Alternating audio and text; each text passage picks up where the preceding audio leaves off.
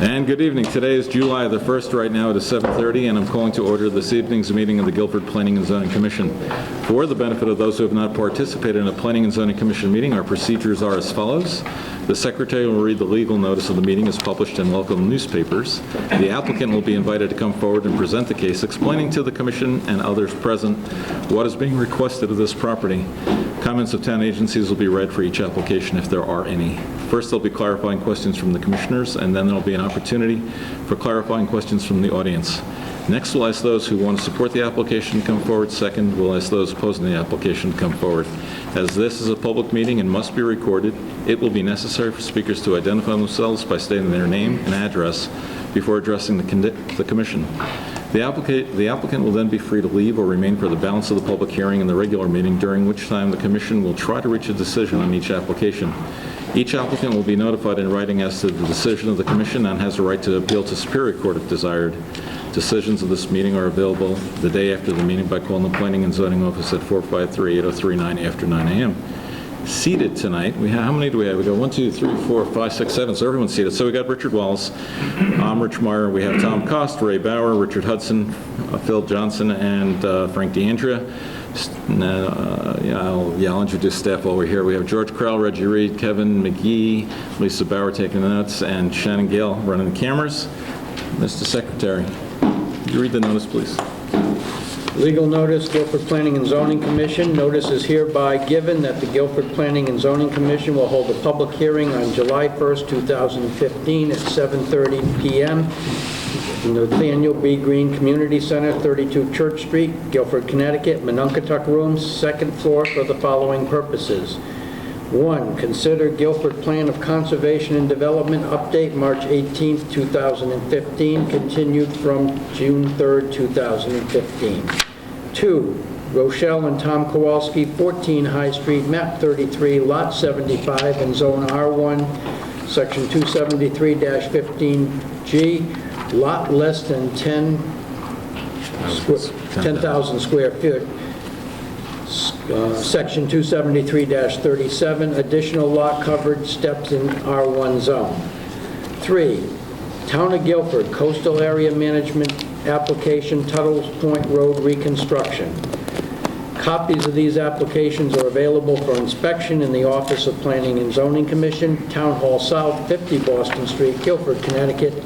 At this public hearing, persons may attend and be heard, and written communication will be received. Dated this first day of July 2015, Richard Meyer, Chairman. Thank you, sir. I appreciate it. All right. First up is going to be the Plan of Conservation and Development. Can I get a motion to reopen this? So moved. Second. Those in favor? Aye. George, you got something you want to say? Yes. Briefly, at least, excuse my voice also. Hopefully it won't fail me completely. You should have in front of you a document called Guilford Plan of Conservation and Development Update, revised to July 1, that's today's date. The revisions that are highlighted in red in this document were made pursuant to the comments that we heard at the last public hearing. We tried to incorporate all the suggestions that were made. I'll go through them briefly, not the editorial ones. There's a lot of minor word change in editorial type comments. I'll review for you the substantive ones. Also, you have a copy of what will be the executive summary, which is technically not part of the Plan of Conservation and Development. This will be a document that's used by various town agencies to promote the town or provide information to people who are inquiring about it. Once our plan is adopted, then we'll reproduce both the technical plan and the summary piece for distribution to whoever might want one. So I'll go through quickly the July 1 draft. I have more copies here if anybody needs one. Again, the changes are made in red. Most of them are editorial. The first substantive one, which I'll call your attention to, is on page 13 of 88. It's actually part of the definition section. There was some confusion about the wording that we've used for open space. So we've clarified that a little bit by adding for conservation or recreation as part of the open space definition. There was some testimony and comment about that, I think mostly from Kevin at the public hearing. Related to that, on page 17, we've revised the table that summarizes the amount of land that exists in the town of Guilford as of 2014 in the various open space categories, and also by ownership type. That was a little bit confusing the way it was originally presented, and we've clarified that hopefully. We've continued the wording using the terms conservation rather than open space in many places throughout the document. I'll also call to your attention, starting on page 18, the column that's labeled goals has various numbers next to it. Those indicate the goals that relate to that specific action item. I don't think those were filled in the original document. So, for example, implement plan for open space and municipal land needs, that's related to goal number 1, and so forth, and that's carried out throughout this entire document. Again, that's just an editorial comment. On page 21, we've deleted a discussion of how much open space land there actually is, or deleted the discussion about a goal to preserve 21% of Guilford's land from the text. On page 22, we've provided some more definition about alternative sewage disposal systems, or so-called ATS systems. Also, beginning on page 22, we've incorporated summaries of the Community Coastal Resilience Plan, which this commission's familiar with, having approved it several months ago. In the original draft of this, we didn't reference that plan because it wasn't completed or approved. Now we've tried to incorporate some summary suggestions and recommendations from that plan into this plan, since they're both part of the Plan of Conservation and Development. We did that on page 22 and then also on page 23. And that continues on 24 and 25, incorporating the recommendations of the Municipal Coastal Plan, Hazard Mitigation Plan, and the Community Coastal Resilience Plan into this document. All of those previous documents had already been approved, so there's really nothing new in this document related thereto. Continuing on page 32, no, I'm sorry, that's not a change. On page, excuse me, page 38, we've deleted, remember there was quite a bit of discussion about this, original recommendations for simplifying the permitting process and limiting site plan application and requirements. There were several objections to that language, so that's been deleted, and we've created substituted new language, which is a much more general statement about trying to ensure that the land use and building permit process is expeditious, but also consistent with the need to maintain enhanced transparency and promote public participation. So those more specific recommendations were deleted, and this more general comment was inserted. Continuing on page 45, related to the affordable housing goals, we've made some changes there to clarify the intent. We've added the language where appropriate, consider the following, to make it a little bit less certain what the actual recommendation was. We deleted the allow accessory apartments in the R1 zone. That's already allowed, actually. There was some confusion about the recommendation increase residential density in the R3, R5, and R8 zones. Those have been, so we deleted the 2R1 and the 2R3 and the 2R5 from that particular section. On the What next, page was that, George? that's on page 45. This is strategies and actions related to promoting affordable housing.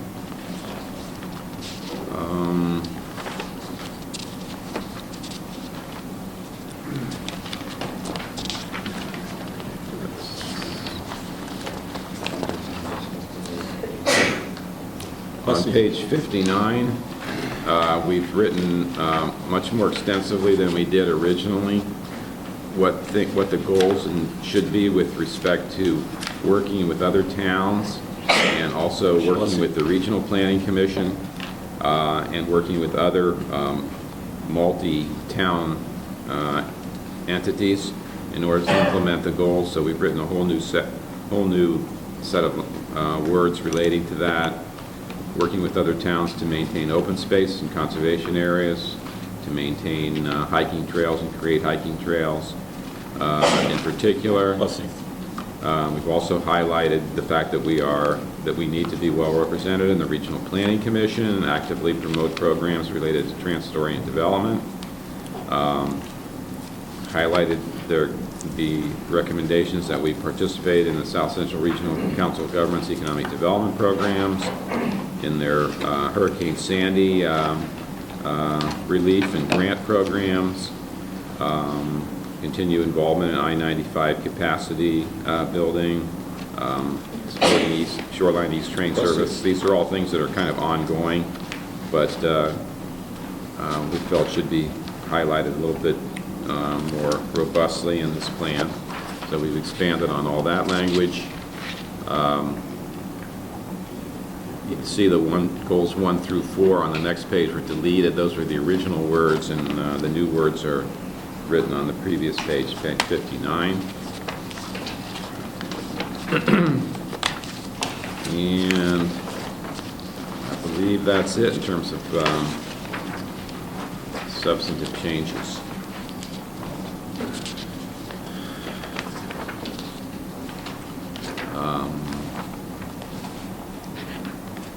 We've added on page 84, the fact that the state and the Regional Planning Commission found that this plan is consistent with the regional plan. And we've expanded page 86, the acknowledgement section, acknowledging all the people who have worked on this, including the Planning and Zoning Commission, the Board of Selectmen, the committee that's worked on this plan for quite a while.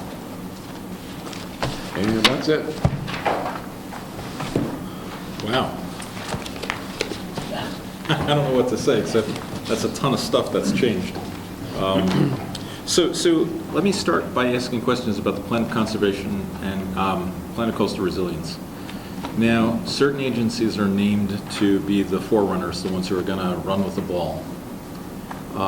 In your mind, without looking at the document, what do you think would be the best plan for that?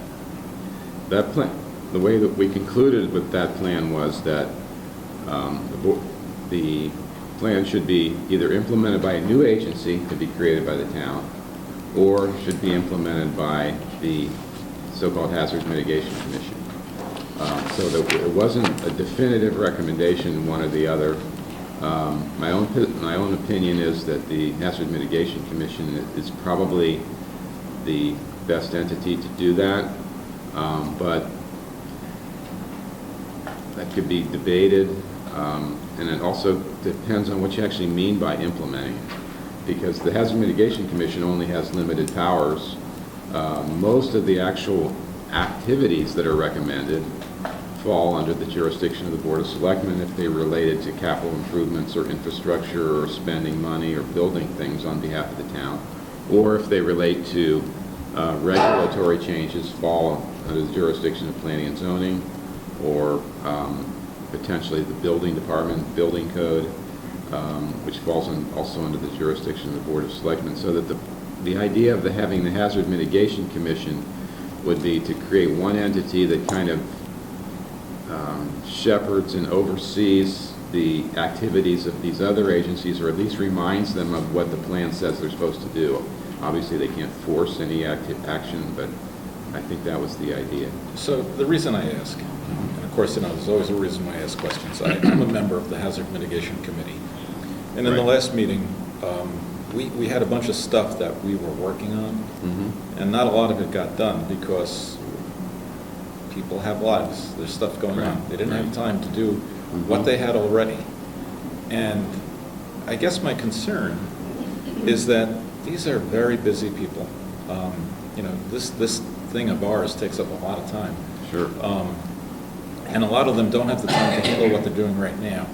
They don't have, we were talking about expertise also in that meeting, Right. about the expertise that's needed to do the kind of work that, because this came up, to do this kind of work, some of the members expressed that they do not have the expertise to do this. Right. I said we're all amateurs, we're all trying to do this.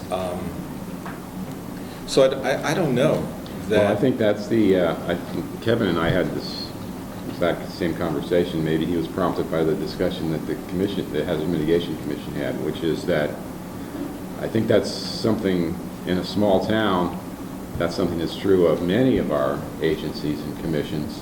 One resolution of it, easier said than done, is to have professional staff working with those commissions or under their direction to carry out their duties. But of course, that requires expenditure of money. Right, and that actually came up too in our Right, side that of the would be- discussion. That's one solution. I mean, that's probably or if it's a project-specific thing, budget for hiring experts, not necessarily full-time, but, on a project-type basis to carry out specific activities. Right. So one of our first projects over there were those evacuation signs, and it took months Sure. to find the money to do that. Right. And that's some signs. Yeah. This is a far more intense Absolutely. request on their abilities, their time, their funding. Here at Planning and Zoning, we have staff. We are blessed with people who are knowledgeable and have time and are committed to doing this. Hazard mitigation, not so much. So my concern and worry is that we're saying, we're going to have hazard mitigation do this. But I know from sitting on hazard mitigation that that's not realistic unless there are some significant changes in support staff and in funding. So that's fair. what is the real plan on who's going to do this? I mean, is that the real plan? Well, I don't know of any other alternative. I mean, if you could create another, one of the options that was discussed was to create a new commission, calling it the Coastal Resilience Commission. But then that doesn't resolve the problem either, because that means you got to recruit volunteers to serve on that. And you need the support And for you them. don't have, and they're in the same dilemma then that you're in with hazard mitigation, which is they don't necessarily have expertise, and so you're looking for more volunteers to do these kind of jobs. So I think, I guess what I'd It's a slow like, process that evolves, but if the town feels that it's serious about implementing it, then the town, meaning the collective town, just has to appropriate the resources to make it happen. okay. And so my goal or my reason for this line of questioning is I want to try and at least keep this somewhat real. To say things like we're going to have hazard mitigation handle this, when all of us in this room know that can't happen in their current incarnation. Right. I don't know why we say things Or like it can that. happen only in a very limited way. And these are all suggestions that are, have longer-term implications. So the idea, maybe in the next year or two, hazard mitigation won't be able to carry these things out. But over time, if this issue becomes more important to the town, and the cost benefit associated with spending money on professional expert staff becomes more clear favorably, then the town will decide to spend the money. But the alternative is, one alternative is not to even do it or not say anything about it. I don't Right. think that's the right solution. No. It's just troubling because, I kind of hoped that with all the work that was put into the plan of coastal resilience, that the implementation phase would be more well thought out and put on capable shoulders. And we seem to be not doing that, which is one of the problems I have with this plan of conservation and development, is that a lot of the stuff is nebulous. It's, you know, we hope that money falls out of the sky and we have lots of money to spend on these things, and it doesn't work that way. Let's go forward to page 38. You know, I've been whining like a little baby about giving away the powers of the Planning and Zoning Commission, and the new incantation is, the new version is explore ways to ensure that the land use and building permit process is expeditious and consistent with the need to enhance transparency and promote public participation. So, what does that mean? I'm having a hard, I'm really trying to understand. Yeah, well, that's a very general statement. Of course, it'd be hard to argue that the process shouldn't be expeditious. I mean, of course, the alternative to expeditious is what? What we do now. Never. Long drawn out, confusing or cumbersome. So, it's specifically, what does that mean? We don't have any specific recommendations. But the general goal, certainly, of making the process expeditious for everybody, especially for the applicants, and we're thinking especially of the, you know, sort of less sophisticated applicants who don't have substantial resources to hire consultants to help them get their permits. You know, that's partly that goal, but also to make sure that that the expeditiousness does not in any way detract from the need to make everything transparent, and also the need to make sure that the public is allowed to participate in these processes. Right. So it's not as innocuous a way of putting it, I think, as you possibly could. Quite honestly, I don't think this serves us any better than what we had. Well, it's less specific, that's for sure. Well, I don't see any reason why it shouldn't be what it was. Because there's a goal here that's, I think, better laid out by what we had originally put in here, and there was some disagreement with it. Right. And I understand that, but this commission has a planning commission and has a zoning commission. And my thought process is that it is through, ultimately by this commission, to make sure that whatever we end up doing here, that we're in approval of it, and it is transparent. So You can be, I mean, obviously, it's up to you to decide what you want this to say, you Right. being the collective commission. So I'm just saying, I don't know about anybody else, but I actually think that the original language is better than what we... Yeah, I mean, everybody sure has an opinion on this. I mean, there are other towns that have implemented things like this, where certain types of applications, where it's pretty cut and dry, do go directly to town staff. Town staff makes an initial ruling on it. And then what happens is that notice gets published, and if someone in the town has an issue with that, then it comes to the Planning and Zoning Commission on an appeal, and then it gets decided there. But for the cut and dry ones, I think it makes sense to the extent that it's possible. I mean, let's explore, maybe there isn't anything, but other towns have found ways to streamline the process to some degree. The other thing I would say is, like Rich points out, we're volunteers too. Our time is precious, and I think our time would better be spent on the more complicated and complex applications that have a bigger impact on in the town, where we could put more time into deliberating and studying those than some of the things we see where, for example, a hurricane comes and somebody wants to move a few boulders and replant their lawn, and they have to come here. It just doesn't make sense to put people through those hoops in a situation like that, in my opinion.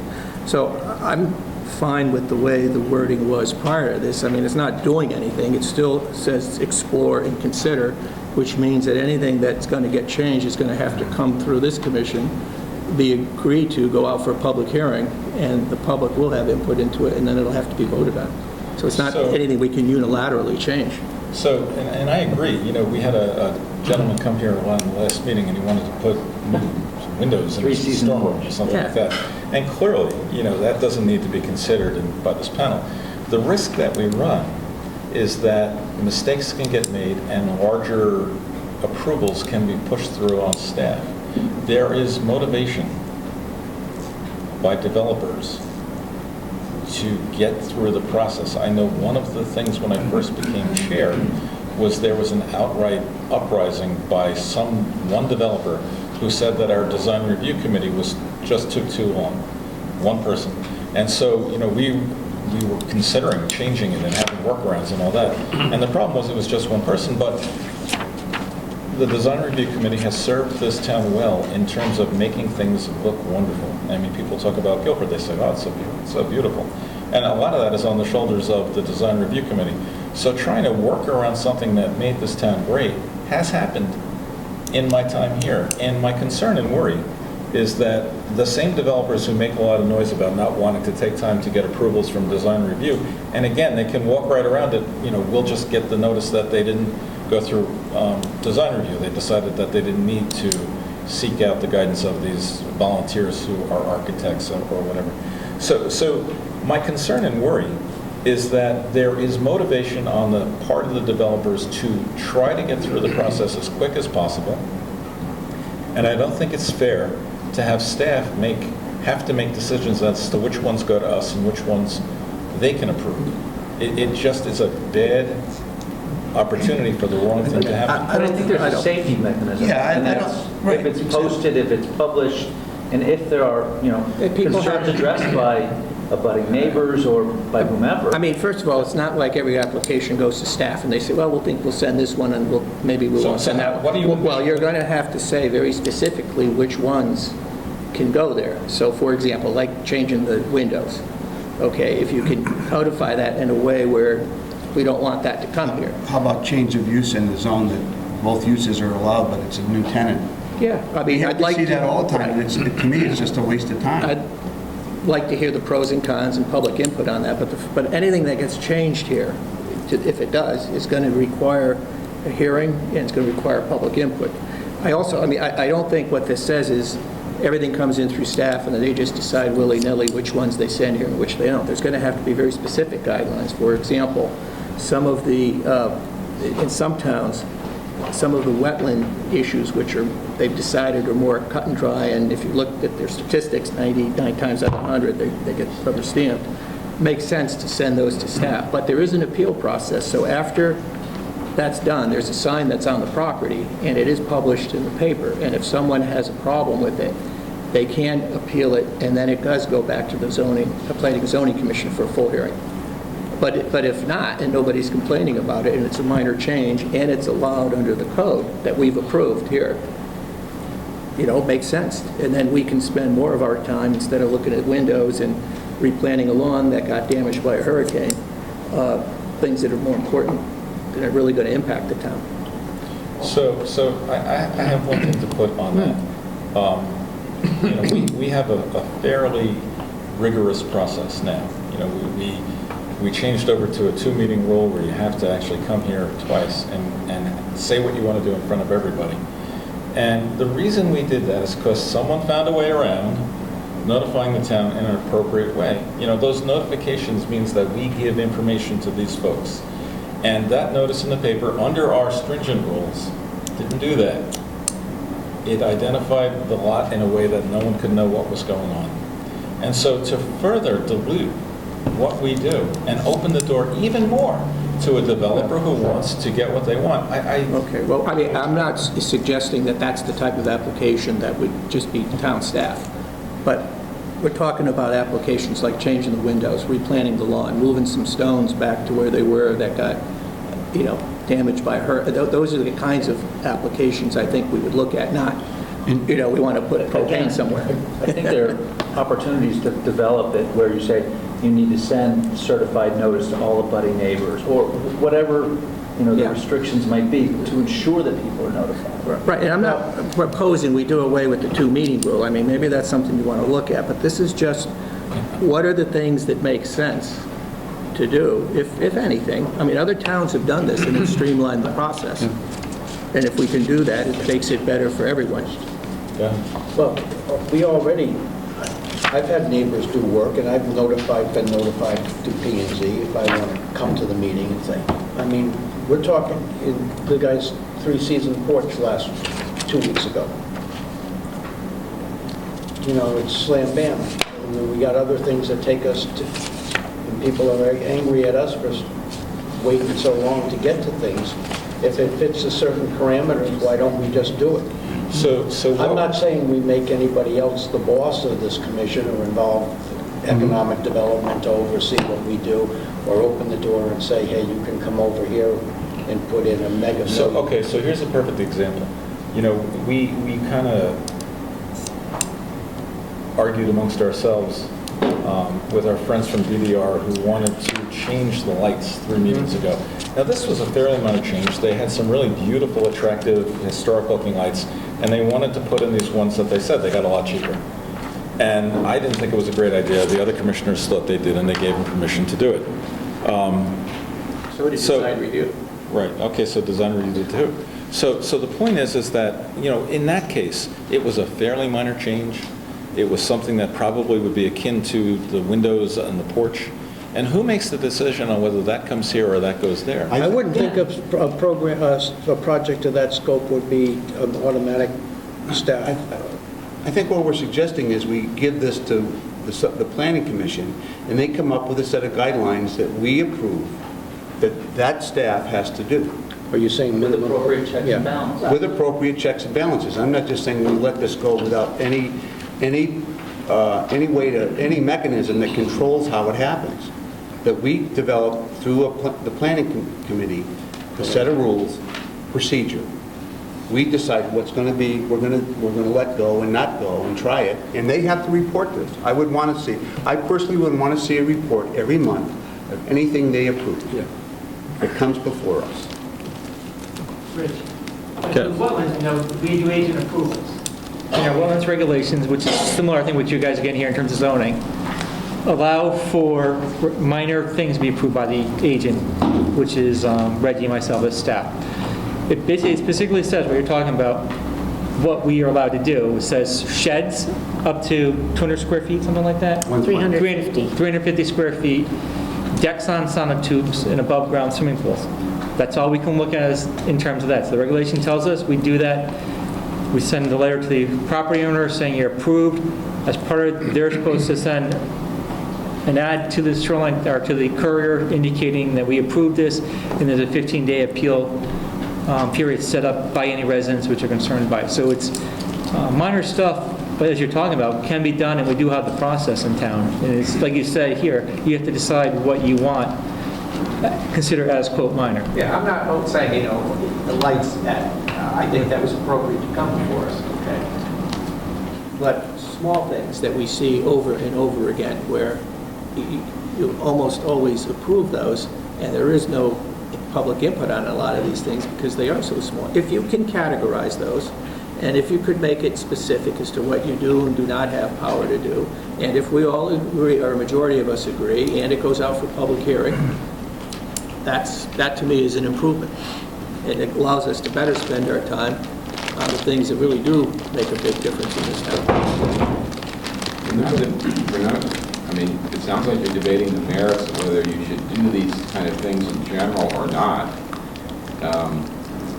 Whereas the specific discussion really is which version of saying what it is you want to do is the more appropriate one. The first one, the original one, has some specific kind of, or quasi-specific examples of how it might be done.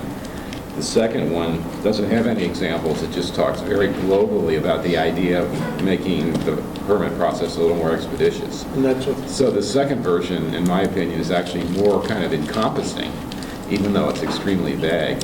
And whether or not you make specific changes or not to make the process more expeditious you'll be evaluating on a case-by-case basis. And if nobody ever proposes any such changes, then you'll never have to consider them.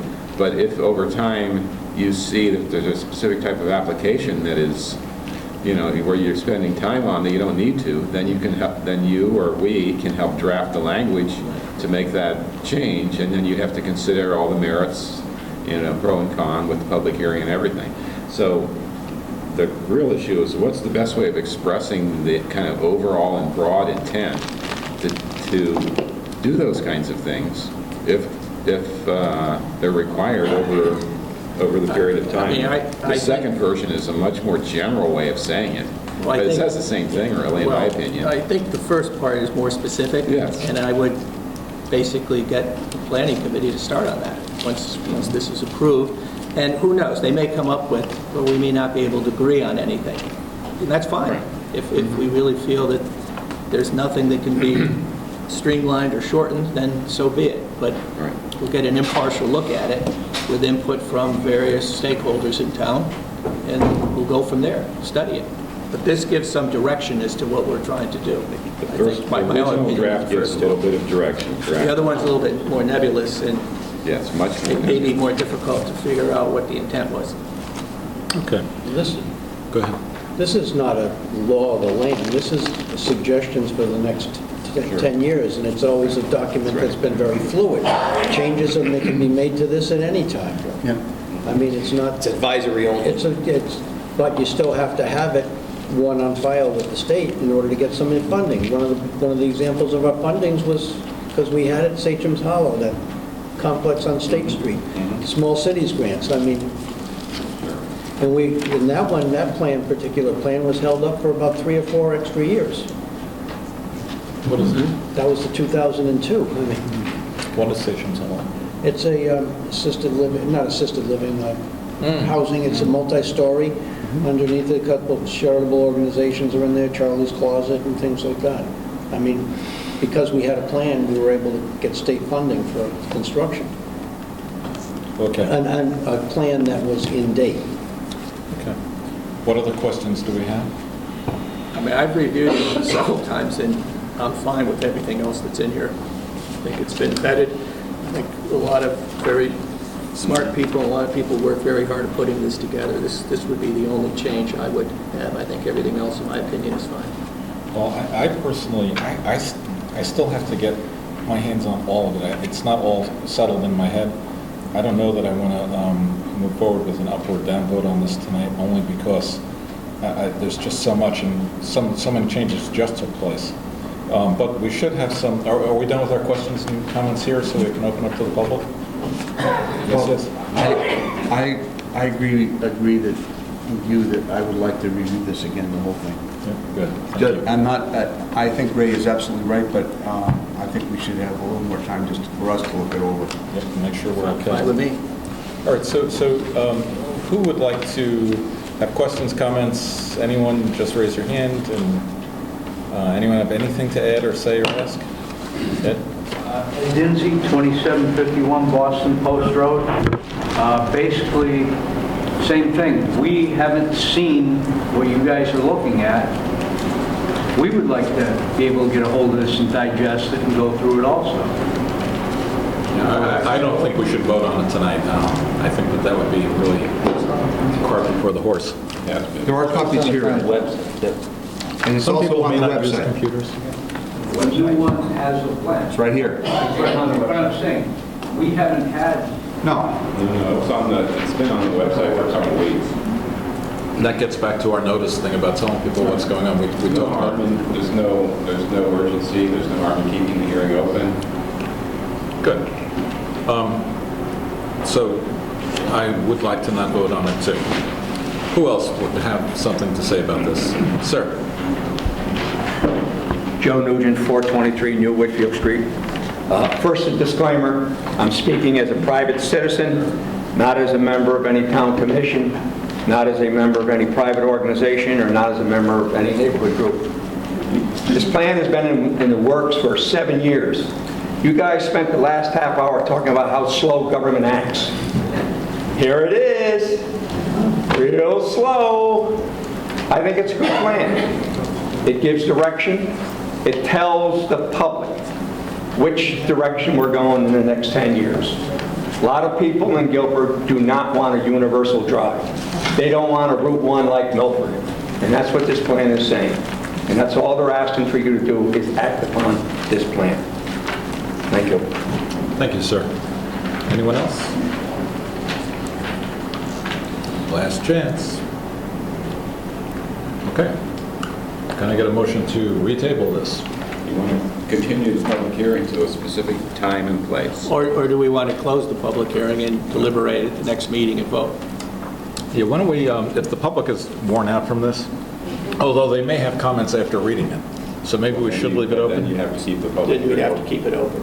But being that this is summer and a lot of people are away, could we leave the date open until when we all everyone's ready to go with this, because if we do it, say, on July the 15th, a lot of folks who want to read it may not have read it. Joe just got up and stood, this has been going on for 7 years. Yeah, but this is important. We can't, I'd like But to the be people that deliberate. care are here. Well, you have to continue the hearing to a specific date and time. You can continue it again, or you can, but you do have to continue it to a specific time and place. I'd say August 5th. I'd like to move to continue it to the 15th of July. Second. What's the date that you said? 15th is our next meeting. I'll second that. All those in favor? Aye. I'm opposed. I think it's rushing it, but we'll go ahead. All right. So so that's closed, or that's done with. Can I get a motion to open Rochelle and Tom Kowalski? So moved. Second? All those in favor? Aye. Who do we have for Rochelle and Tom? Sir?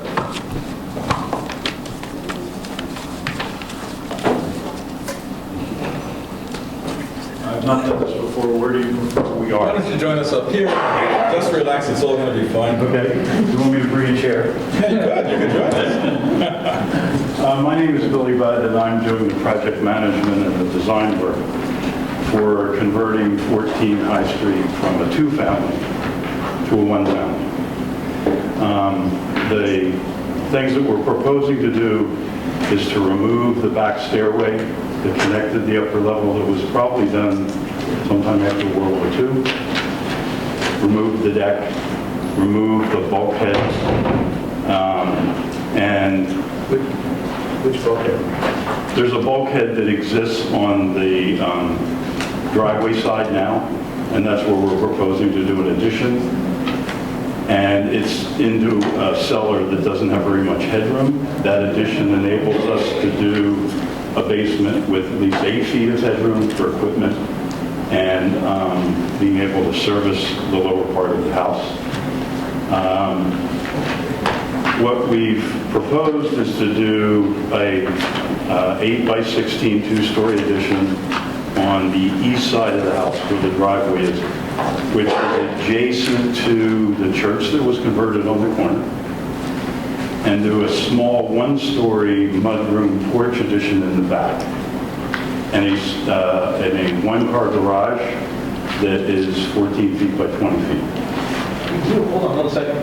Yes. Do you have any maps or anything on it? Yes. You want to hold this up? I have other ones. I gave packages. I thought that you would get them. Surprise. No, it's just, I don't have the. I don't have any of mine. A couple letters. I could visualize it, I'd rather see it. It's easy.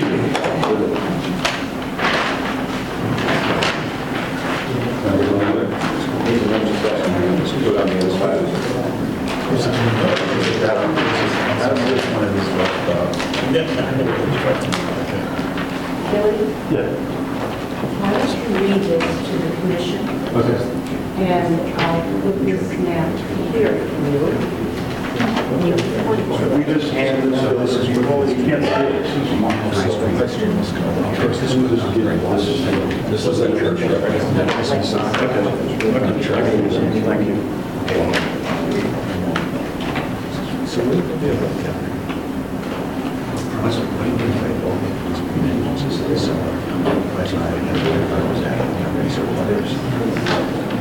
I have another one. Do you want me to point to it, or do you want me to give it to you to share it? You're doing good. You're doing fine. Okay. The lot itself is less than 10,000 square feet, and we discovered that that requires a special permit. The allowable coverage, we are under in doing the garage and the additions, and we are, when you include the stair on the front, the stair on the back, the bulkhead and the air conditioner, we're asking for permission under the other section that allows you to get additional coverage for those items. And that was the request that we're making. The coverage at 15% is 1,253, and what we're proposing is 1,232.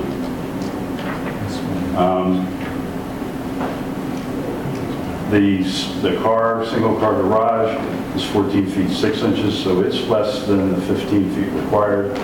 We got Historical District Commission approval on April 15th.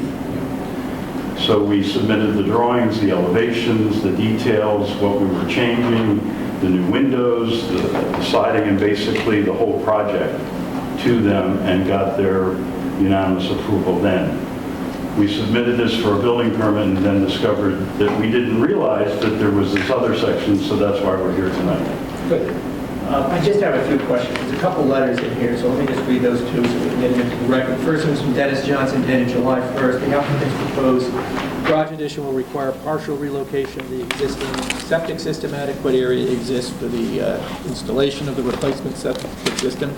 Applicant's proposed special permit application and septic system relocation plans comply with the public health code. So you're okay with that? The fact that they have to locate it? We had our engineer contractor work with him and go over the site. We had our surveyor stake it so they could review exactly where the garage was, where the existing system is, what we needed to modify, and what would be added. Okay. Then we have one more dated July 1st from Kevin McGee, the town environmental planner. The applicant is proposing to install 2 additions to the house and construct a detached garage in a lot less than 10,000 square feet. To minimize the impact of development, I recommend that as part of the garage construction, that the roof water be treated by an 18-inch wide by 24-inch deep stone infiltration trenches installed into the garage eaves. You okay with that? Is that condition? Okay. The whole area is gravel, that's easy. Good, so that would be easy to do. Okay, good. Anything else? I don't have any other questions myself. No? Bill? No? Frank? Oh, good, thank you. Sam? Good. So anything else you want to tell us, or? I think that pretty much covers it. You did perfect. Do you have any questions? Excellent work. You should do this all the time. I'm all set. Thank you. Thank you, sir. Thank you, Hugo. All right. That was ours? Oh, okay. Yes, that's right, I'm sorry. So, any more questions from any of you guys? No? I guess so. Thank you. Any questions or comments from our guests? No? Hearing none, I'm going to ask for a motion. Move to close this portion of the public hearing. All those in favor? Aye. Great. Town of Guilford, can I get a motion to open? Second. All those in favor? Aye. Town of Guilford. Mark, how are you? Good, thanks. Good evening, my name is Mark Aniani. I'm here to present the application tonight for the reconstruction elevation of Fellow Point Road between Mulberry Point Road and Pointer Top Lane. This section of road has a history of flooding during astronomical high tides and during coastal storms. The intent of this application is to elevate the road to alleviate some of this flooding. This section of Fellow Point Road is about 630 feet long, and the paved width average is about 18 feet. The road is bounded on both sides, north and south, by tidal marsh. It's also bounded by existing boulders which support the roadway and the roadbed. This blue line here is the coastal jurisdiction line, which tends to follow the edge of the existing boulders. And the tidal wetlands were flagged by soil scientist Richard Snarsky, and the high marsh boundary tends to follow the existing edge of pavement, and the low marsh is confined to the marsh ditches. There's an existing culvert underneath the road, a 15-inch diameter metal culvert, and that serves as a connection between the marsh on the north side and Long Island Sound. It provides for the flushing action of the marsh on the north side. It's proposed to elevate this road. The existing low point on the road is about 5.2 feet. That's on the NAV88 datum. And it's proposed to elevate the road up to elevation 7. And that's approximately anywhere from up to a 12-foot increase in elevation, as you can see by this pink area. And the increase in elevation,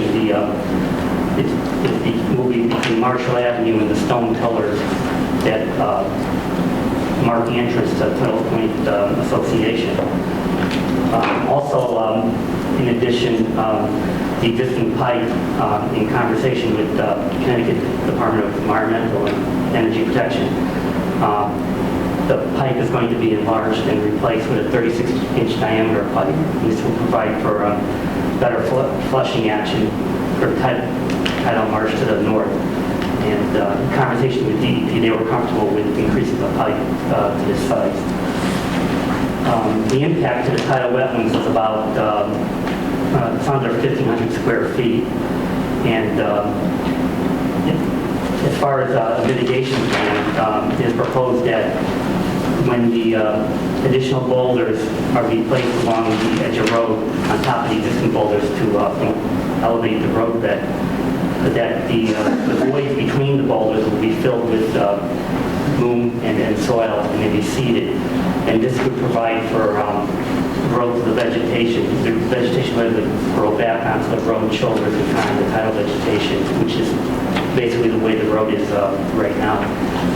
And also in conversation with DEP, the town has agreed to replace the tie gate on Shell Beach Road, and that tie gate on Shell Beach Road provides access from the sound to Leeds Island Marsh, and that's a 40-acre marshland that needs to be restored. So the town's going to provide the labor for that and the design, and the DEP has agreed to pay for the materials.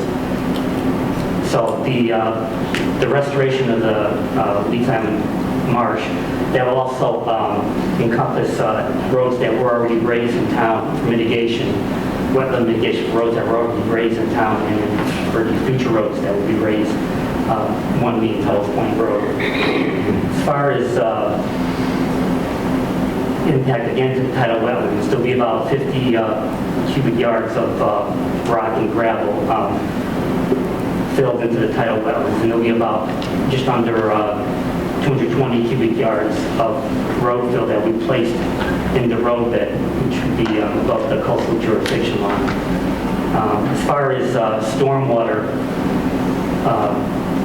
issues, right now there won't be any increase in impervious area in stormwater because the road width is going to remain the same. There's no curbing on the road now. There's not supposed to be any curbing on the road, so the stormwater will shed off the road just as it does now.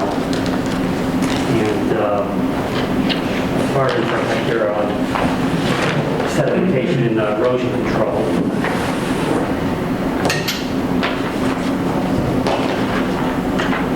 here, as far as that's concerned, prior to construction, what's highlighted in orange here, we'll be installing sill socks at the existing edges of the boulders, and they'll remain in place throughout construction until the vegetation is reestablished.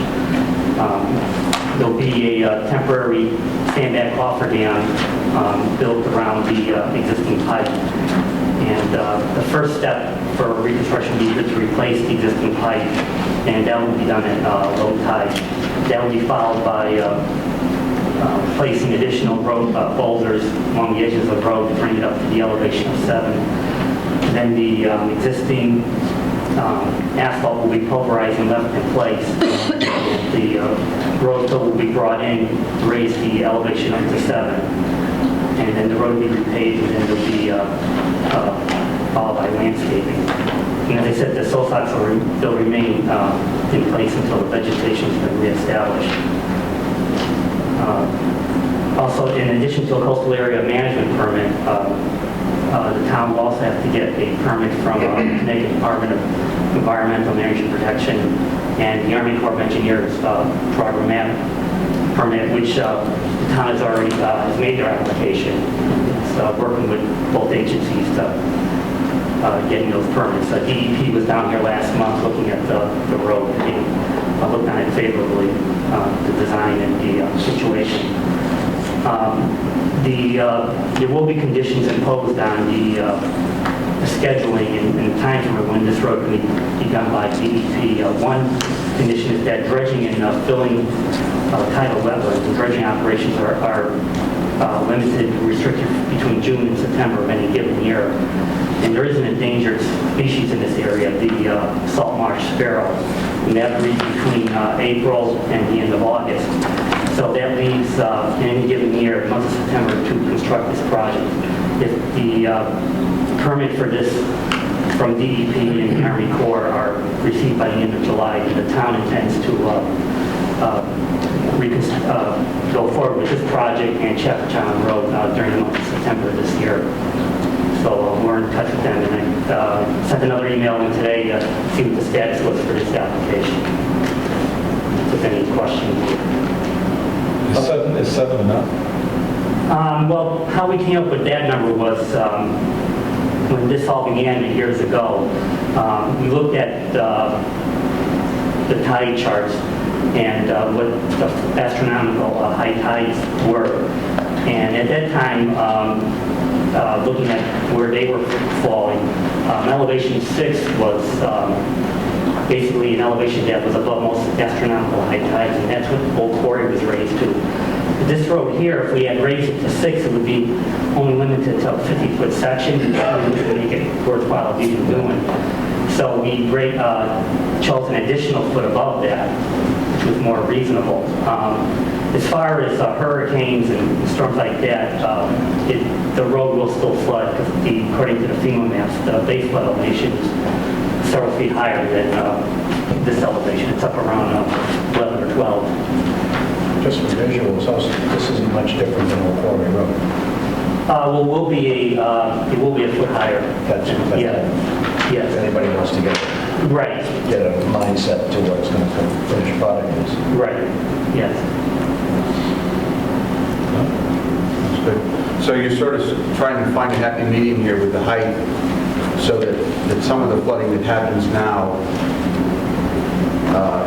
would not occur, but there's still going to be situations where you could have substantial hurricane that this would flood. Yeah, that's correct. When there's large... And Granite Road was like that too, really. I'm sorry? Granite Road would be the same thing if we had a hurricane. That still would flood. Yes, yeah. But what this does is it relieves the people that travel on this road. There'll be less times when it will be flooded. Right, like the astronomical high tides and some northeasters. Right now, these roads do have some flooding, so it will alleviate that. Since Old Quarry's been raised to 6 feet, how many times has that flooded? To my knowledge, since it's been done, I haven't heard that it has. I can't say for sure. Unfortunately, I haven't lived in town, but I have talked with the town engineer, and basically during the astronomical high tides, it has flooded. Maybe with some of the northeasters there might have been some under flooding. So again, I'm still trying to wrap my arms around why we're taking this one to 7 feet, but Old Quarry was at 6 feet. Because at 6 feet would have been too short. It would only been like a 50-foot section. I mean, because this road, the lowest... So we're making a bigger project for the sake of making a bigger project? I think there's a longer-term plan here is that as sea level rises, all of this stuff isn't going to be higher. But we just did Old Quarry at 6 feet, and we thought that was good, right? Well, no, because if we really put it up to where it was going to be where the water could be in 15 years, it would have been a lot higher than it was done. See, I'm thinking it should be like 8 to 10 feet. I don't want to fix it now, and these poor people will have to swim out. They can years and years and years. I think you have with the marsh there and everything, you've got other issues that, I'm not sure the DEP would let you do that. Not now. Huh? Not now, 5 years from now. Oh, you got to do it now. Sure. My question was on Old Quarry. Right? I'm all set. For sure? Bill, Frank? All right. Neighbors, anyone want to comment, question? Sir? Don Knapp, 744 Mulberry Point Road. I also own the north side of that length of road, the marsh on the north side. I've been up to the town the good folks in town suggesting that we get better flow through the culvert. It sounds as though you're on that track. And I'm sorry, I had a little bit difficulty hearing you because you were addressing them. But the problem that is there now is the height of the culverts. If you're going to put a 36-inch, it makes no difference how much goes through it. It makes a big difference how much goes through it as to the level of it. So if you bring it to the top of the road, you're not going to accomplish what you need. My question has always been, can we get more flow through whatever you put through than the last 2 hours of the high tide, which is what it does now. We only get water coming into that marsh for 2 hours instead of the 6. And the same going out.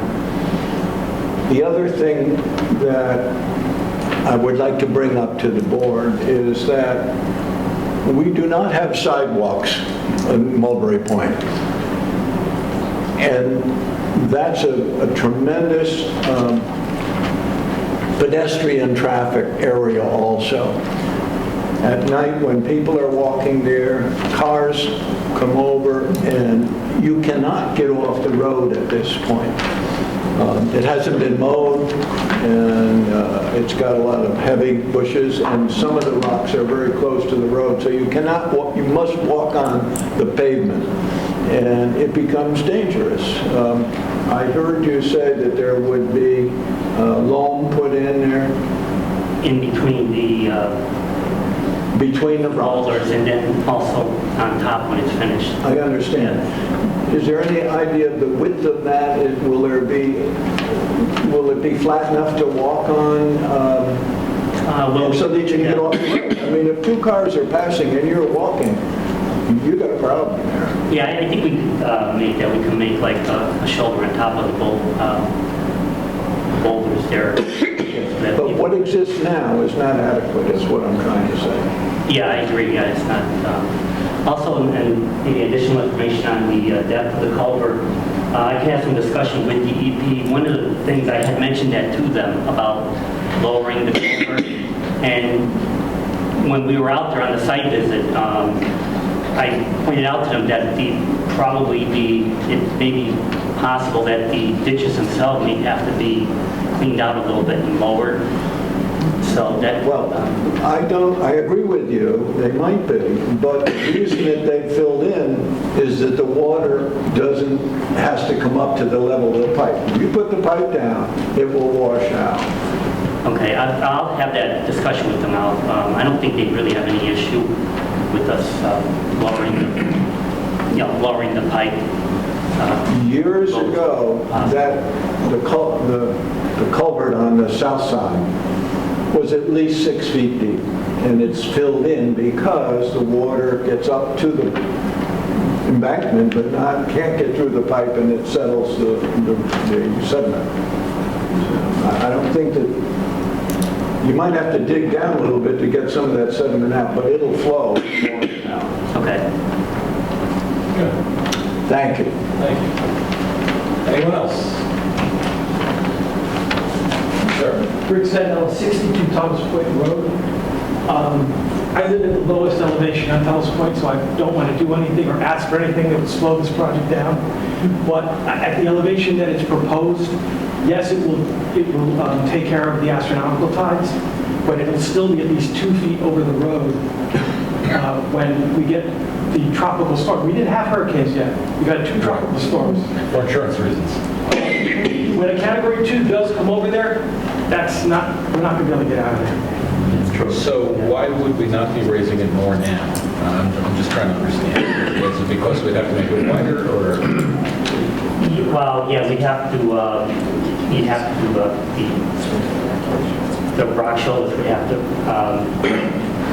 be increased. So one of the things, I'm not saying that anybody was averse or any agency was averse to it, but I had comments with discussions with DEP, and they were always asking me on these roads if we were going out with new additional boulders out farther than the existing footprint of where the road that's there. I mean, if we made it, any increase just would require revision in the current DEP application. Which means it would be done this year for sure.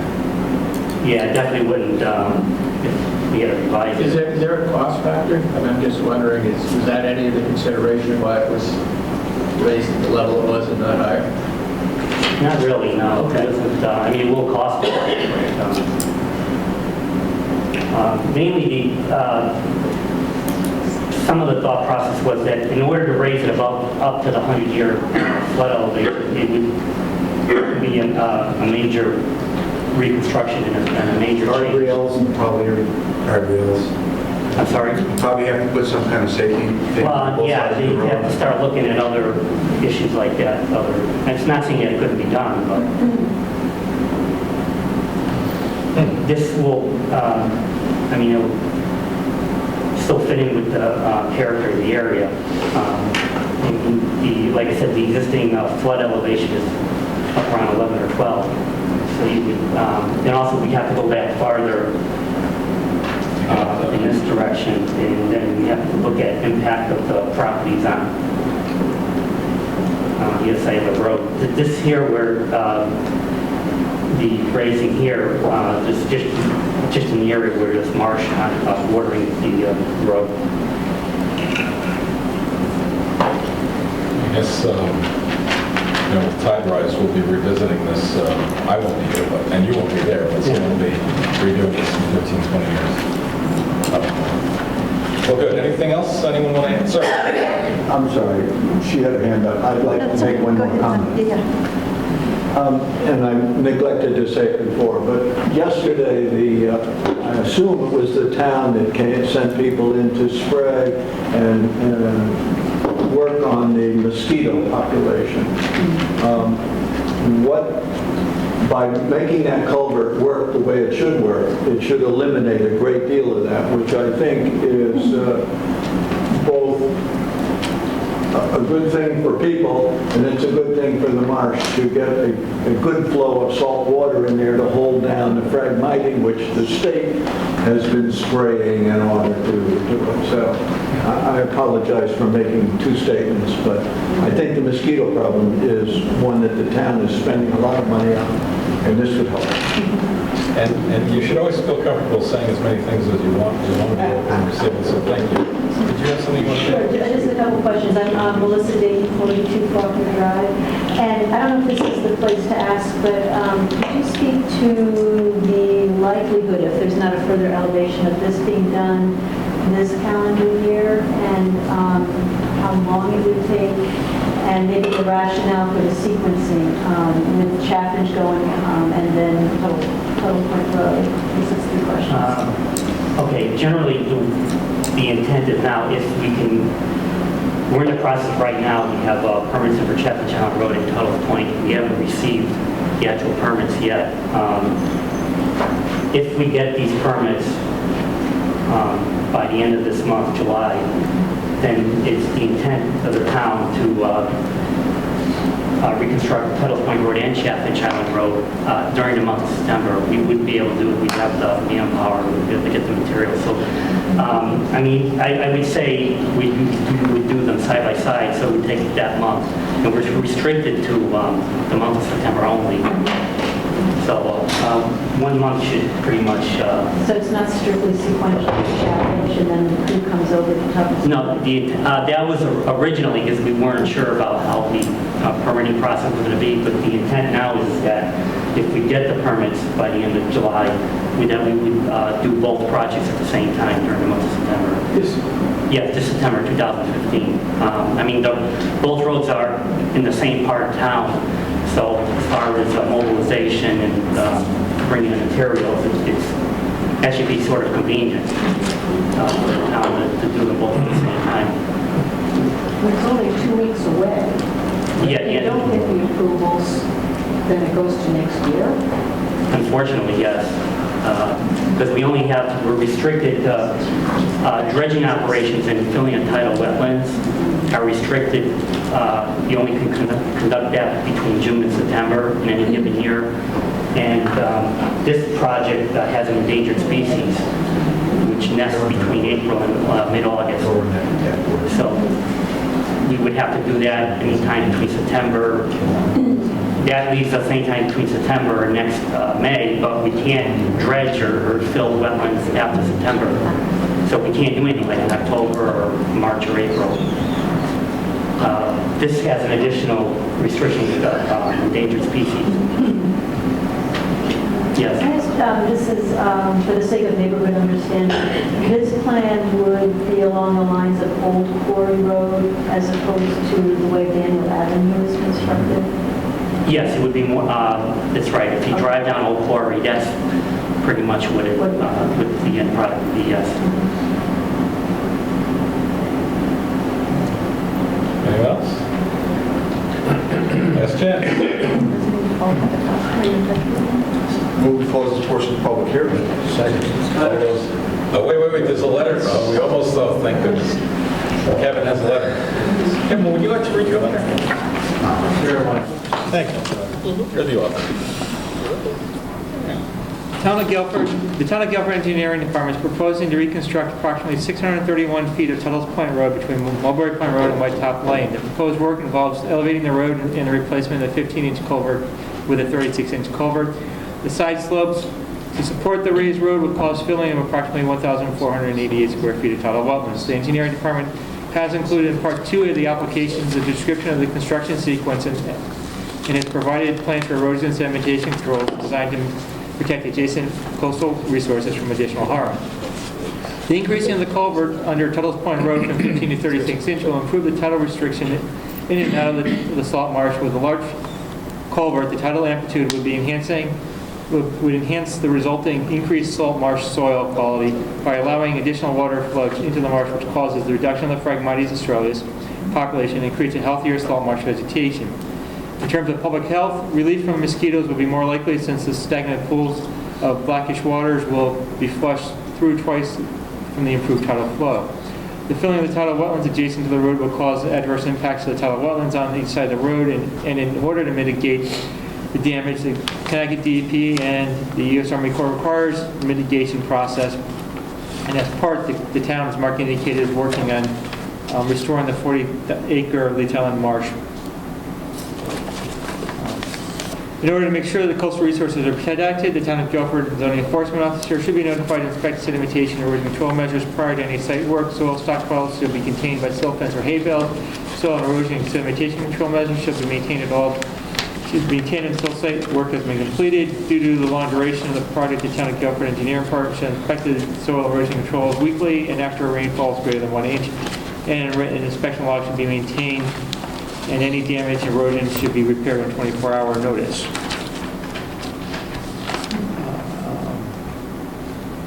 Missing my second page here, which indicates, as Mark indicated, the DEP has reviewed the threatened species, and the salt marsh sparrow is located in the adjacent marsh, and there's a restriction, as Mark indicated, between May 15th and August 15th for any work adjacent to the marsh to protect the salt marsh sparrow, which is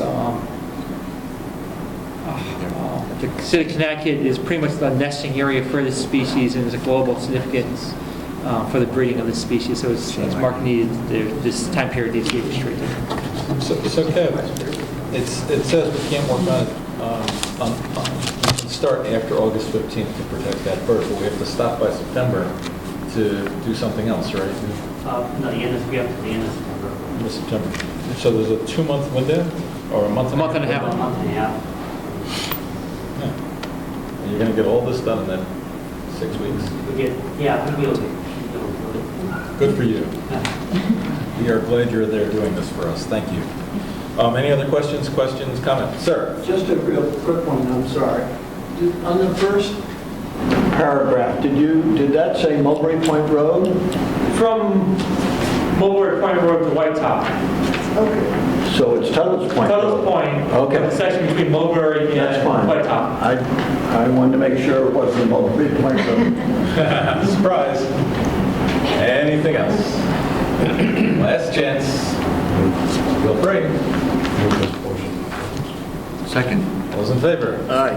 Aye, okay. Thank you so much, Mark. Good job. Can I get a motion for approval of the revised agenda? Second. Those in favor? Aye. All right, so public, let's do some deliberation on the public hearing minutes. Number one is going to be the 15th of July. So let's talk about Rochelle and Tom. What do we have? Kowalski? Yes. Let me make a motion. Voted at the Guilford Planning and Zoning Commission to approve a special permit for Rochelle and Tom Kowalski for additional lot coverage in an R1 zone at 14 High Street, map 33, lot 75, as shown on an application dated June 1st, 2015, and plans by Thomas A. Stevens and Associates and Billy Budd Architectural Design. This application is approved with the following condition: that as part of the garage construction, that the roof were to be treated by 18-inch wide by 24-inch deep stone infiltration trenches installed under the garage eaves. This application is approved based upon finding in conformance with the zoning code. The special permit is effective on July 10th, 2015, and upon filing with the town clerk. Second. All right, so let's discuss. What do we think? Straightforward. Yeah. Good project. Straightforward, great. Bill did a great job presenting it. I got a question, in the winter, those gravel 24-inch deep things, they fill up with ice, right? Do they do anything in the winter, or? Gravel in general in the winter is a nightmare. Just everything freezes. So, and I'm just trying to educate myself a little bit. So in the winter, these will really not do, well, I guess we won't have a lot of rain runoff. Most of the snow, yes. Yeah, snow will drop off, they'll trickle down. That will get to full grade as it warms up, but all its Yeah, I coverage, guess that's true. all its percentage of coverages and everything Yeah, perfectly within. Yep, and he has all the approvals of the much tougher commissions, the Historic District. Yes. So this is great. Any other comments, questions, thoughts? All right, all those in favor? Aye. Great work, Billy. Terrific, thank you. All right, Town of Guilford, got a motion? Motion voted that the Guilford Planning and Zoning Commission approve coastal area management application for the town of Guilford to reconstruct a portion of Tuttle's Point Road as shown on an application dated January 21st, 2015, prepared by the Town of Guilford Engineering Department. The application is approved with the following conditions. With the following conditions. What conditions are those? I would say with the Some sort of condition. proper normal construction with silt fencing and As shown on their map. and inspections by the enforcement officer, and keeping a log of. Right. Yeah. Anything else? That's it. Anything else, Tom? I think Mark did a great job of preparing this, and it looks great. The only thing I would change would be to make it higher so they wouldn't suffer at the That's, I hurricane. go the exact opposite way. but you know something? And that's cool. That all goes to DEP too, and DOT. Yep. That's not our call. I know. All right, so. Well, I mean, again, It's in the budget. I don't, the answer, I'm totally in favor of the culvert being widened. Yep. I think that'll create great flow to the marsh. Which is healthy. The answer I got about why is it going to 7 feet versus 6 feet, because it's a bigger project. Well, I guess a small project wouldn't give enough benefit to the folks trying to drive over the road. Well, it's going to give the exact same benefit at 6 foot. If we want to make a big difference, it's got to be 10 or 11 feet. So Look at this. Did I not get, was that the answer I got? No, Because it's and not a big true. enough project. I guess my point of view is that, in 10 years from now, this will probably need to get raised again. And I don't know. I'm guessing because of going through the plan of coastal resilience, we're talking about tide rising all the time. Foot per 100 years. How long? A foot per 100 years, approximately a foot per 100 years, historically. Oh, so I'll be a That's without global warming. That's. I say, let's just call this space, we're not, the elevation and everything was not in our control, not what they were looking for us for. Good. All right, so Kevin, do you have all the conditions in this that you'd like? Yeah. You're all set? Yeah, we've got the right here, we're seeing it there, and then basically the restriction of no work between May 15th and August 15th. Good. All right, so all those in favor? Aye. All those opposed? Okay, good. All right, so that carried. Perfect. Thank you. Thanks for coming. I didn't get it. All right, so that stuff is done. What do we know? We have some receipts to receive. We have subdivisions we have to receive. Right, so... B. Yeah. So... We got to receive these. So can I have a motion to receive this? We have to read them. Well, you read it. Do you want me to read it? Yeah. Julie K. Roshan and Robert C. Church, 35 10 Marsh Road, map 81, lot 23, zone R5, creation of an interior lot. Can I get a motion to receive that? So moved. Second. All those in favor? Aye. All right, next one up is property of Ellen Brame, 215 Sutherland Road, Guilford, Connecticut, map 95, lot 620, zone R5, re-subdivision, waiver of driveway width and clearing way requirements. Receiving said public hearing date August 5th. Can I get a motion? So moved. Second. All those in favor? Aye. Wonderful.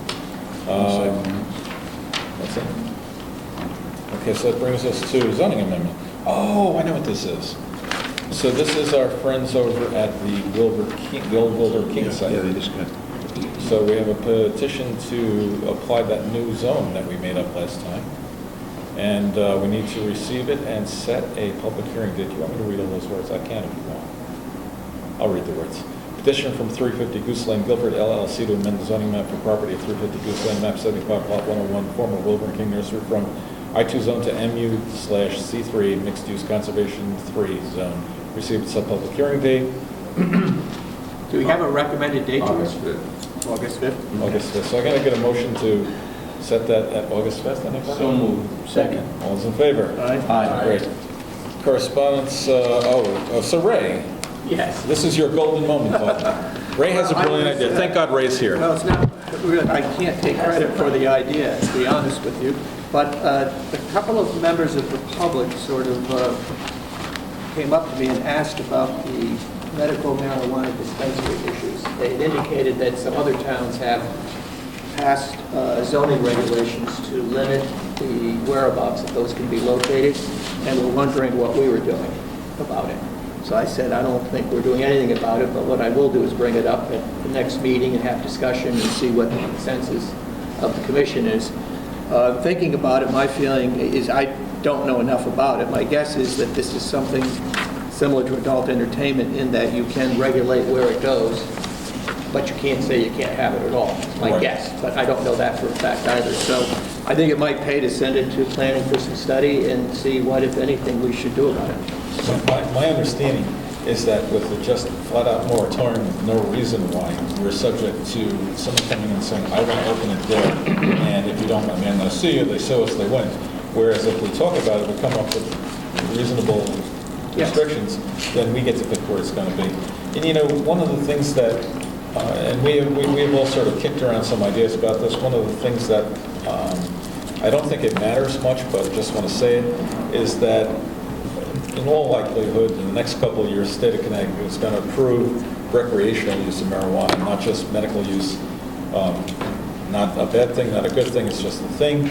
And their plan in the beginning is to use the medical marijuana dispensaries to dispense recreational marijuana.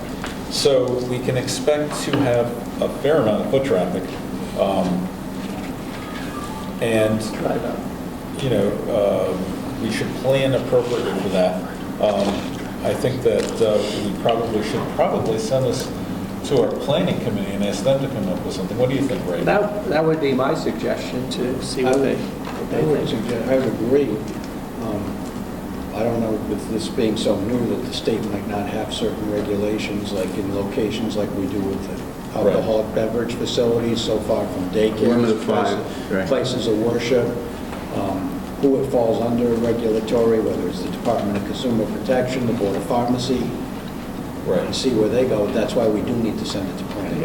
Right, and so, you know, it might eventually be, once it becomes recreational, it might be something like liquor stores where the state controls how many are available in because, based on population. So, but for right now, probably a good idea to go to planning. Everyone's in agreement with that? Yeah. So, I guess I can send something to Russ, or I'll give Russ a call to discuss it with him. Something, and just so that people know what's going on, because this is something kind of, Ray started this, but it's a brilliant idea, is I've asked all the commissioners to come up with things that are on their mind that they would like to discuss. For better or for worse, we all gain a better understanding as we discuss things with each other. Bill Johnson has come up with something that I would like him to discuss with everybody. Are you prepared to discuss it? Sure. And it came in my mind primarily because of the Goose Lane property, where we're talking about the coverage that is being proposed and the number of units per acre, where I think the lot was 16 acres, is that right? Give or take, where, let's just call it 50% of it is wetlands. And whether or not we should be considering areas that are ostensibly unbuildable in our coverage requirements or our density issues.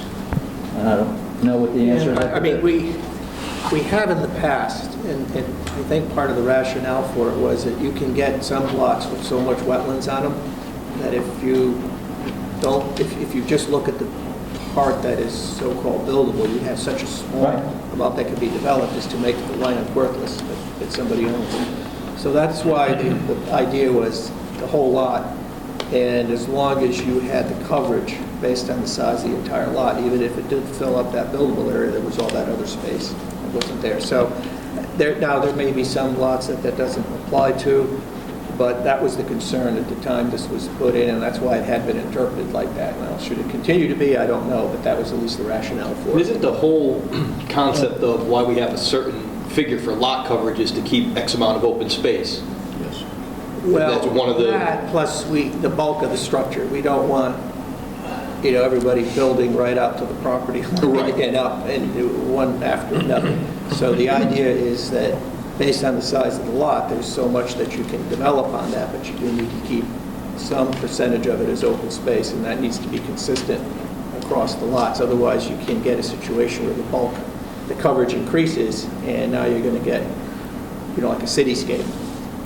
Right. I know one of the concerns, at least in my mind, was that you didn't want so much coverage that you'd start creating almost completely impermeable surface, whereas if they leave the wetlands open, it remains as permeable.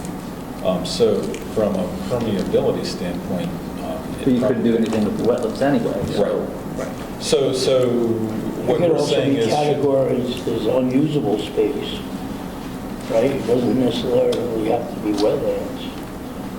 Right, it could be like really high Could be elevation. steep slopes or ledge or something where it's impossible to build on. Unusable building space. I just think there are probably a reasonable number of parcels, probably more in proximity to the shoreline, that have significant marshland and smaller potential buildable spaces, whether those be commercial or residential. And, again, I just kick it back, is that something we want to think about? If you have 8 acres of marsh and a quarter acre of buildable area, can you build right to the, to the very, very limits of the setbacks? No, I mean, you still have to honor the setbacks. Right. And if you couldn't get the coverage that you're... Right, but but you could go right to the very limits of the setbacks. Yes, that has a right. Well, okay, so we just had an instance where... Anything going beyond that would be... We just had an instance where Zoning Board of Appeals sort of changed one of the things that we approved. Theoretically, if you could prove a hardship that I can't develop my lot because, then they could say that's a hardship and go to Zoning Board of Appeals and overturn what we said. And they did, and they will continue to do so. So, it may be that that's something we could consider, but in those lots that become undevelopable because we can't count the wetland area or the undevelopable area towards the whole picture, it could get overturned in a heartbeat. Because changing your lot into something valueless is a hardship. Sure. Yeah, I think what the argument there would be, it's not supposed to be a financial hardship. It's supposed to be a legal hardship, and that's supposed to be because your lot is unique the other ones in that zone. So if you can argue like, well, geez, 70% of my lot is wetlands and none of the other lots here are wetlands, so for not giving me a variance to increase the amount of coverage, you're putting me at a disadvantage compared to the other lots. I think you're right, it'd be easy to get a variance on it. So could you, Overturn it. again, educate me a little bit? The zoning board of appeals hardship should be It's supposed to be a legal hardship. legal hardship? Yes. The definition, and in general, it cannot be just a financial. In other words, if it can't be a financial thing, supposedly. What it's supposed to be based upon is there some uniqueness about your property that's different from the others in the area that causes you to have a hardship if the zoning regulations were enforced to the letter. So, for example, like putting a garage somewhere into a setback. If there's all ledge on your property with high outcroppings and you cannot put the garage anywhere else, but all the other lots in that zone or that area do not have a problem like that with the ledge, that could be interpreted by some as a legal hardship. There's something unique about that land that makes it unfair to enforce the zoning per the letter of the law.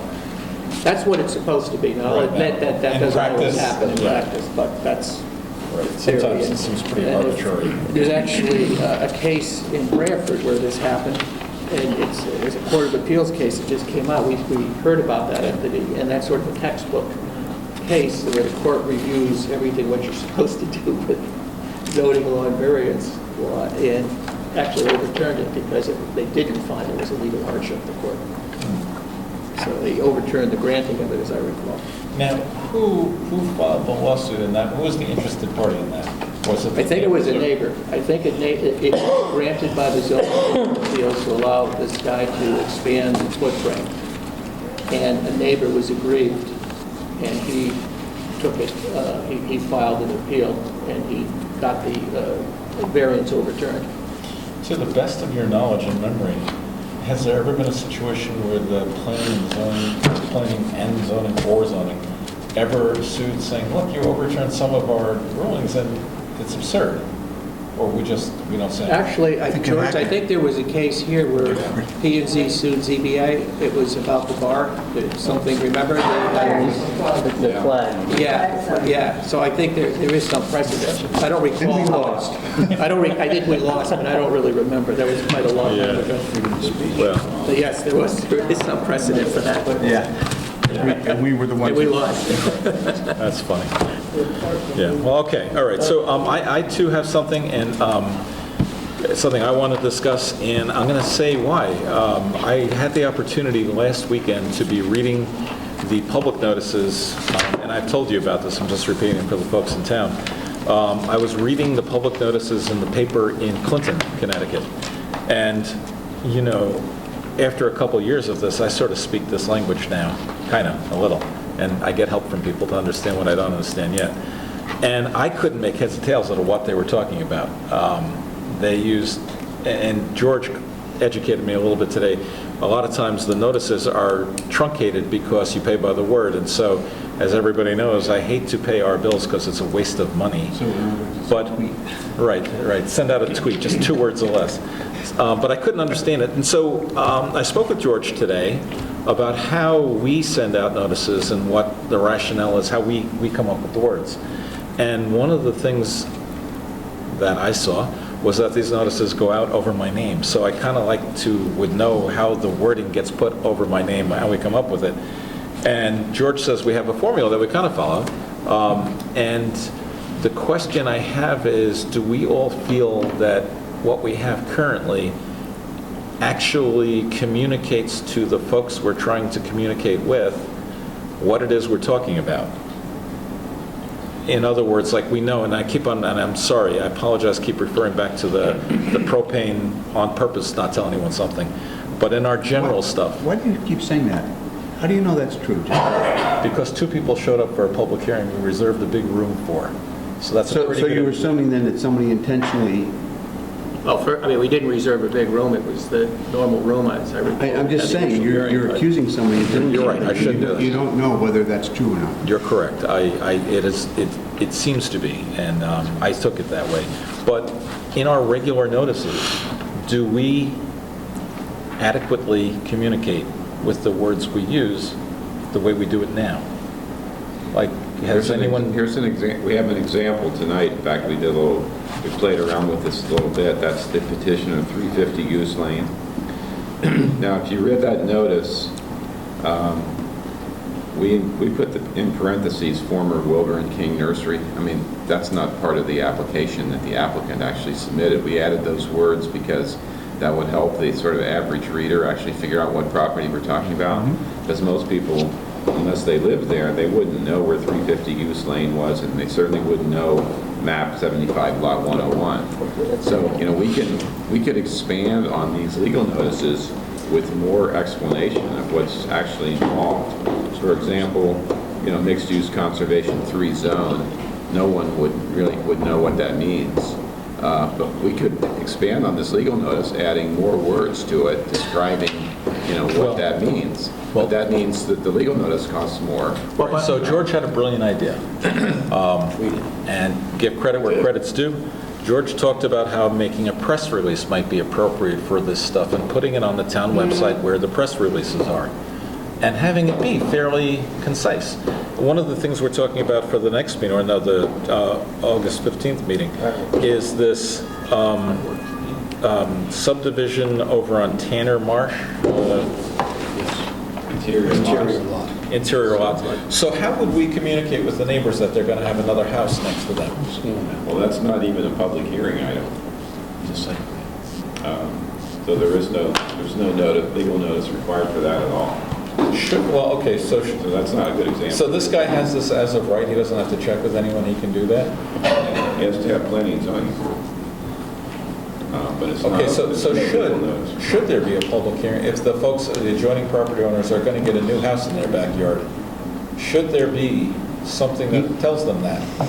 If so, then you would want to change the zoning regulations to say that for interior lot applications, there are public hearings required. For another related example, subdivisions. Somebody could propose a subdivision next to you where you live. Subdivision applications do not require a public hearing. The reason I say this is when I moved into town in 1997, when my kids developed friends, and we went over to their house, and there was a beautiful home over on Willow, just this gorgeous. I mean, I wish I could afford to live in that house. And then 6 months later, she was horrified that a house was being built in her backyard. And it always stuck with me that, there really was no notification. And I said to her at the time, when you bought the house, did you not know? And she said, no, I had no idea. Right, you wouldn't. And there would be no notice. If there's a lot behind you and somebody proposes to build a house on it, that wouldn't even come before. You wouldn't know that anyway. Right, but then I'm talking about subdividing a lot that's already there. But all you of see, these things can become much more robust in terms of public notice. Former chairman of Planning and Zoning, who had familiarity with Switzerland and lived in Switzerland, pointed out that if somebody wants to build a house in Switzerland, before they can get a permit to build the house, they actually have to replicate a little skeleton of what the house is going to look like, the size and shape on the lot where it's going to exist, before they can get the permit to actually build the house. So we may not want to go that far. Yeah.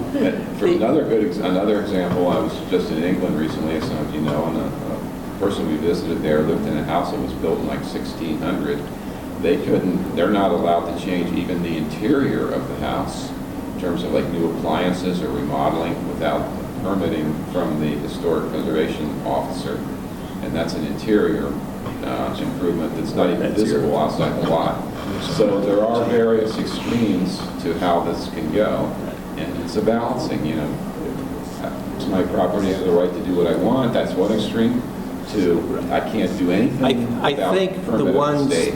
like site plans, the subdivisions more along the lines of if you meet the requirements of the code, we have to grant it. So if somebody doesn't like the fact there's going to be a house there, there's nothing in the code that prevents that from happening, because as long as the lot is the shape of the lot, the size of the lot, the acres, as long as the lots conform to what's required for that zone, we have to grant it. Even if everybody in town came in and said, we don't like it, we've got to grant it. That's the advantage of having a public hearing. Exactly. So those are the types of things where it may not make as much sense. Now, where we do have discretion, absolutely should be a public hearing.